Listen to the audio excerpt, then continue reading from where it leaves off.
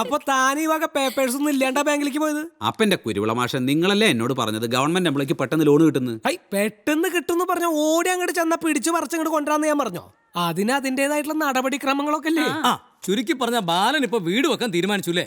എടോ, വീട് വെക്കാനാണെങ്കിൽ സ്ഥാനം നോക്കാനും കുറ്റിയടിക്കാനും ഒക്കെ നമ്മുടെ രാമൻ മണിക്കരെ വിളിച്ചോ. ഇന്നിപ്പോ ആരാ മാഷ പണിക്കരൊക്കെ വിളിക്കണത്?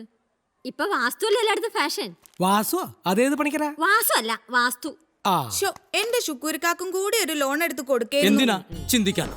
വെറുതെ ഇരുന്ന് ചിന്തിക്കണം. മൂപ്പർക്ക് എന്തിനാണ് ടീച്ചറെ ലോൺ? അല്ല മാഷേ, ലോൺ എടുത്താ പിന്നെ അത് എങ്ങനെ അടക്കണ്ടേന്ന് ചിന്തിക്കാലോ.